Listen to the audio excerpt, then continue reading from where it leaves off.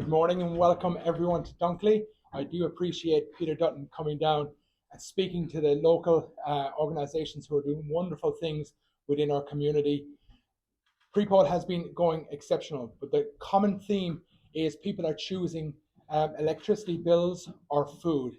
As you know, we're here in Misfin, which is Moms Supporting Families in Need. Their numbers are almost 10,000 people per year. And year to date, 40% increase. This is what happens under Labour. We have cost of living relief. We have a plan. Labour doesn't. And now I'll put you over to Peter Dutton.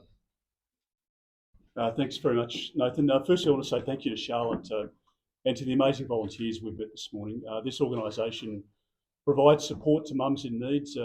Nathan has been a very strong supporter and a great advocate for this organisation. And I want to say thank you to all of those people who donate car seats and donate money and donate product in kind, because ultimately they're helping families and mums and their kids in particular who are in desperate need of the support. So when you look at many organisations like this around the country who provide food and shelter, provide the basic necessities to help families through the most difficult time, it's quite remarkable, and it's very moving to hear some of the stories. And as Nathan points out, the pressures that families are feeling at the moment, the cost of living pressures we talk about on a daily basis, but they're real for many families where the crisis in their own family can be started by a number of things and a number of causes, as we know. But finances and fights about money and stretching a family budget to places that it just can't go, that is a very significant element of relationship breakdowns and tensions. And I really want to acknowledge the wonderful work of the volunteers here today. At this election, Australians have a choice, and people are out now making that choice as they're voting. It's a choice about whether Australians can afford 3 more years of Labor. And I'd say to Australians today who are thinking about the last 3 years, are you better off today than you were when Mr Albanese first got elected? And for most Australians, the answer is no. The better alternative is to make sure that you vote for your Liberal or National candidate, including Nathan, who's done a fantastic job as a local mayor, but also as our local candidate. You can get 25 cents a litre off your fuel if you're voting for your Liberal National candidate. You can get $1,200 back by way of a tax rebate. We're going to stop the car and ute tax, which on a Ford Ranger is about $14,000. We're going to make sure that we support families living safely in the community. And we've provided a $750 million package to crush crime so that we can stop the organised crime groups influencing our kids, selling drugs to our kids, buying the cars that they steal. I want people, particularly in this great state of Victoria, to feel safer than many people feel at the moment. And some of the stories that we've heard, as we pointed out the other day in our round table with Nathan, crime in Franklin was up by 21% in a 12-month period. And we heard some of those stories, and some of you are there to witness it, and it's confronting. So I want to make our communities and our country safer, and we'll do that. We're going to restore the dream of home ownership as well, because for a lot of young Australians locally, they've just given up on the dream of home ownership, and that's not something that's acceptable in our country. Australians can't afford 3 more years of Labor. They can't afford extra increases in power prices and gas prices. It's just something that is at breaking point for many families, and that's been on display in some of the stories we've heard here today. So we'll start here. We'll go around. Anthony Albanese has told News.com.au that voters see you as aligned with Donald Trump, and that is not something that they want in this country. What's your response to that? And also, do you think Mr Trump has hurt Conservative candidates in this country the same way he did in Canada? Look, I think this election is about a choice between 3 more years of Labor under Mr Albanese, which I just don't think Australians can afford, or our plan, which is to cut petrol by 25 cents a litre, to give $1,200 back by way of tax rebate to help families with the cost of living pressures now, axe the ute tax, and make sure that we can help families, young homeowners get a home sooner. And Mr Albanese doesn't want to talk about the last 3 years because he can't tell people that they're better off. He can't talk about the achievements of the government, which is why the negative stuff continues to flow for them. But there's a positive plan that we have, and that's exactly what we intend to implement. Mr Dutton, CPI figures are out today. Yeah. If inflation falls, is that a vindication of Labor's economic success? Well, let's hope that CPI comes down, because interest rates have risen on 12 occasions under the government. They've only come back once. And we know that a big taxing Labor Greens government, if they're elected on the 3rd of May, that will be a disaster for the economy, because I want to deliver our positive plan, which will bring interest rates down, because we'll be able to bring inflation down, because the Liberal Party is always a better economic manager, and interest rates have been higher for longer under Labor.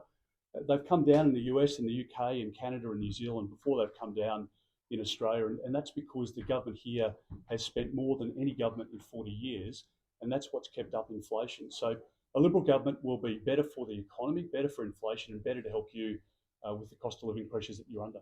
Mr. Dutton, Yes, mate. under your plan to reduce the size of the public service, will spending on private consultants by the government be higher or lower than it is now? Well, what we're going to do is spend taxpayers' money wisely. And that's exactly the approach that the Howard government had. We want to make sure that we respect people's money. At the moment, people are working second and third jobs. You've heard the stories as we've moved around the country. People who are working full time, but they're taking an extra shift at the servo or at the bottle on a Saturday night or on the weekend. And I want to make sure that their tax dollars that they're working hard for are spent wisely, and we'll do that in relation to all aspects of government expenditure. I asked you yesterday whether keeping a candidate who blames someone's mother for their daughter experiencing domestic violence squares with your plan to tackle the issue. I just wanted to check with you again today while we're at a charity if you still think an apology is enough for someone to stay on as a candidate, and when the Liberals are not expected to win power, why not dump a candidate who risks making it look like you're less than committed? Well, I've made it clear that I don't endorse or accept those comments, and I reject them completely. Do endorse the candidate. And he's apologised for it, and that's where Would the you matter's call the at. Prime Minister weak if he did the same thing? Just at the back. Yeah. Just on Zach's question on consultants, Yes. will your costings tomorrow reveal increased spending on additional consultants to make up for the 41,000 public servants that you plan to sack in Canberra? Well, as Angus has pointed out, and as Jane I think has commented this morning as well, we'll release our costings, and it will show a better bottom line under the coalition than the Labor Party, Will it because show an increase? because we always manage the economy more effectively than Labor. Mr. Dutton, is your $2 billion boost to specific financing an effort to distance yourself from the US, who's frozen foreign aid? No, it's a continuation of the support that we provided in the region. As you know, over the course of COVID, we provided support to our near neighbours in the Pacific. We are good partners and good friends, and particularly in the support of family, as we demonstrated over the course of COVID, but either side of COVID as well. There's a lot that we've invested into relationships in the Pacific and with near island nations, and we want those good relations to continue. Mr. Dutton, on the public sector cuts again, 41,000 all from Canberra. Can you guarantee no cuts will come from ASIO, ASIS or the ASD? Yes. Mr. Dutton, yesterday you said people of all religions are supporting the Liberals. The Plymouth Brethren don't generally vote, so they must believe there's some shared values with the coalition. What are those shared values? Well, people of Christian faith support both sides of politics, and the people of no faith support both sides of politics.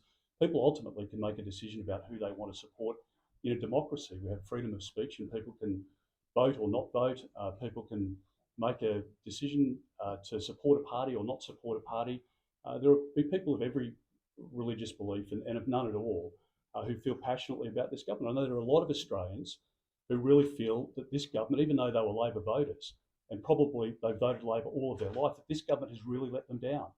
You see Penny Wong out there at the moment talking about the fact that the voice is inevitable. So under a Labor Greens government, we see this secret plan to legislate the voice, and Penny Wong's let that cat out of the bag. Now, people will be opposed to that because they thought they sent a very clear message to the Prime Minister that they didn't want the voice.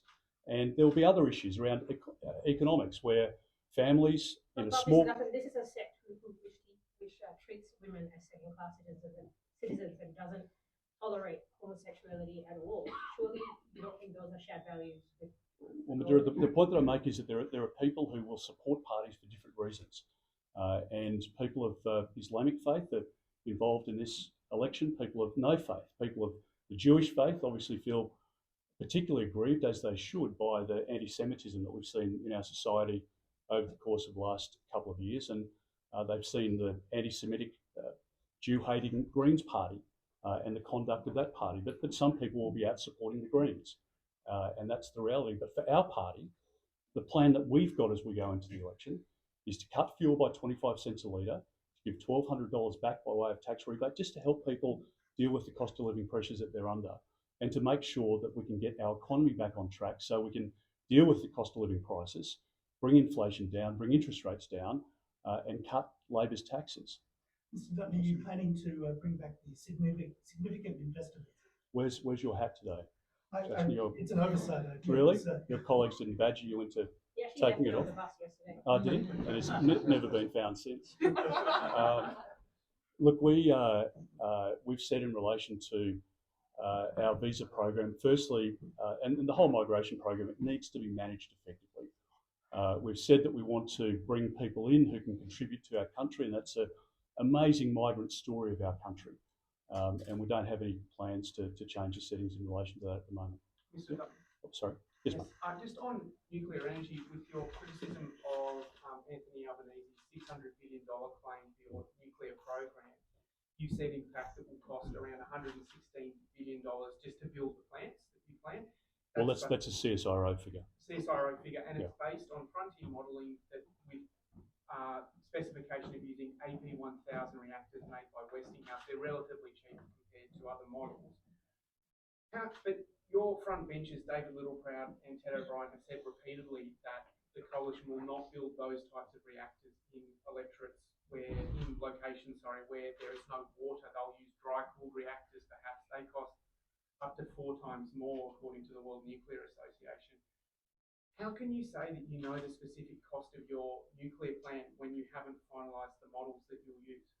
Well, Frontier Economics, as you know, is the most accomplished and most credible economist in the country when it comes to modelling the energy market. Now, they're a firm that's used by Labor, including Premier Malinauskas in South Australia. What does their analysis say about the offerings of the two parties? Well, firstly, they say that Labor's renewables only policy will cost an additional $263 billion on top of what our policy will cost.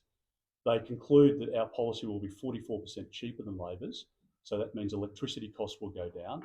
And in relation to our East Coast gas reservation, they say that the wholesale price of gas will come down by 23%.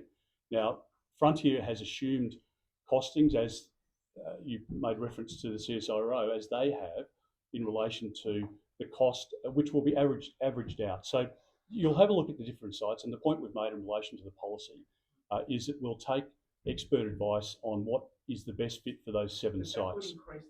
Well, it could decrease the cost as well. So if you're looking at an average cost across the sites, which you can have a look at the work of Frontier Economics and the CSIRO. I just refer you to their work. But what it demonstrates is that power's gone up by 32% under this government. Gas has gone up by 34%. Our positive plan includes real action to get the price of electricity down, of gas down, of food and groceries down, as well as other items across the economy. Yes, mate. Yeah. On mental health, Mr. Dutton, in your view, can we reverse the scourge of mental ill health in young men? And do you think that masculinity social media influencers should be coming under closer scrutiny for some of the messages that they're spreading to young men? Well, I think it's a really good question, and I think there's many parts to it. There is certainly an influence online. There's certainly an influence through gaming and the violence and the sexualised nature of some of that content. Algorithms and big media companies have a lot to answer for in relation to this as well. And I've spent a big part of my career fighting back against Facebook and others for the content that they allow kids to consume online, both young boys and young girls, the sharing of images and the lack of responsibility from those companies to take down those body images that are shared, the images of children being sexually abused, etc. So I think everybody has a responsibility here. Parents certainly do. We need to make sure we can educate our children to deal with online. There's a lot that happens online that none of us would accept our kids being exposed to in the real world, at school or down at a local park or in our own houses or when they went to visit somebody, family or next door neighbour. So why would we allow this zoo to operate online? So we have to make sure that there is proper guidelines and people should have responsibility, particularly those with influence, and it's a huge issue. Mr. Dutton, Pauline Hanson says you'll be a great Prime Minister so long as you keep adopting one nation policies. Given the preference deal that's been done, if the coalition does form government, will she have a seat at your cabinet table?